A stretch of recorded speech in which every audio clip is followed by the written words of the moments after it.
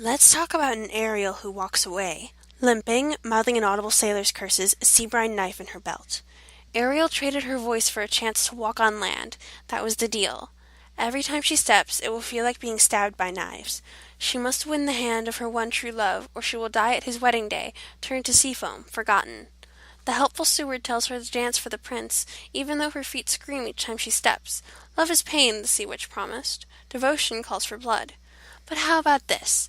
When the prince marries another, nothing happens. When Ariel stands over the prince and his fiancée the night before their wedding, her sister's hard-won knife in hand, she doesn't decide his happiness is more important than her life. She decides that his happiness is irrelevant. Her curse does not turn on the whims of this boy's heart. She does not throw away the knife and throw herself into the sea. She does not bury it in the prince and break her curse. It would not have broken. She leaves them sleeping in what will be their marriage bed and limps into a quiet night, her knife clean in her belt, her heart caught in her throat. Her feet scream, but they ache too, for the places she has yet to see. Ariel will not be sea foam or a queen. There is life beyond love. There is love in just living. Her true love will not be married on the morn. The prince will be married then, in glorious splendor, but he had never been why she was here. Ariel traded her voice for legs to stand on, a chance at another life. When she poked her head above the waves, it wasn't the handsome biped she fell for. It was the way the hills rolled, golden in the sun. It was the clouds chasing each other across the sky, like sea foam you could never reach. She does reach it one day, bouncing in the back of a blacksmith's cart, signing jokes to him in between helping to tune his guitar. They crest up a high mountain pass and into the belly of a cloud. Her breath whistles out, swirls water droplets, and she reaches out a hand to touch the sky. Her feet will scream all her life, but after that morning they ache just a little bit less. I want an Ariel who's in love with the world, not a prince. I don't want her to be a moral for little girls about what love is supposed to hurt like, about how it is supposed to kill you. Ariel will be one more wandering soul, forgotten. Her voice will live in everything she does. She uses her sister's knife to turn reed into a pipe. She cannot speak, but she still has lungs. Love is pain, says the old man, when Ariel smiles too wide at sunrises. It's pain, says the innkeeper with pity, as Ariel hobbles to his seat, pipe in hand. At least you are beautiful, soothes the country healer who looks over her undamaged feet. The helpful steward had thought she was shy.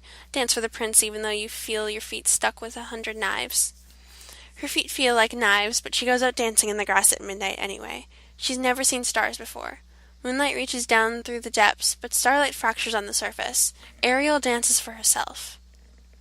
She goes down to caves and rocky shores. Sometimes she meets with her sisters there.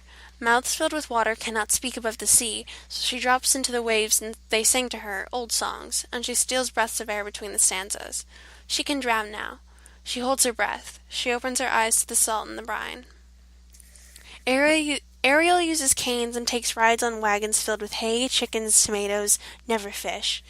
She earns coins and paper scraps of money with a conch shell her youngest sister swam up from the depths for her, with her reed pipe, with a lyre from her eldest sister, which sounds eerie and high out of the water. The shadow plays she makes on the walls of taverns waver and wriggle like on the sea caves of her childhood, but not because of the water's lap and current. It is the firelight that flickers over her hands. When she has limped and hitched rides so far that no one knows the name of her prince's kingdom, she meets a traveling blacksmith on the road with an extra seat in his cart and an ear for music. He never asks her to dance for him, and she never does. She drops messages in bottles to her sisters at every river and coastline they come to, and sometimes she finds bottles washed up the shore just for her. They travel on. When she breathes these days, her lungs fill with air.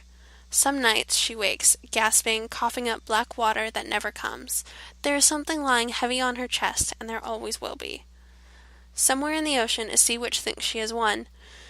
When Ariel walks, she hobbles. Her voice was the sunken treasure of the king's loveliest daughter, and so when they tell Ariel's story, they say she has been robbed. They say she has been stolen. She has many instruments because she has many voices. All of them hers, made by her hands, or gifted from her sister's dripping ones. Ariel will sing until the day she dies with every instrument but her vocal cords. She cannot win it back, the high sweet voice of a merchild who had never blistered her shoulders red with sun, who had never made a barroom rise to its feet to sing along to her strumming fingers. She cannot ever again sing like a girl who has not held a dagger over two sleeping lovers and then decided to spare them. She decided not to wither. She decided to walk on knives for the rest of her life. She cannot win it back, but even if she could, she knows she would not sound the same. They call her story a tragedy, and she rests her aching feet beside the warming hearth. With every new ridge climbed, every new river forded, new night sky met, her feet ache a little less. They call her a tragedy, but the blacksmith's donkey is warm and contrary on cold mornings. The blacksmith's shoulder is warm under her cheek. Her feet will always hurt. She has cut out so many parts of herself, traded them up, won twisted promises back, then twisted them herself. She lives with so many curses under her skin, but she lives. They call her story a moral, and maybe it is. When she breathes, her lungs fill. When she walks, the earth holds her up. There is sun, and there is light, and she can catch it in her hands.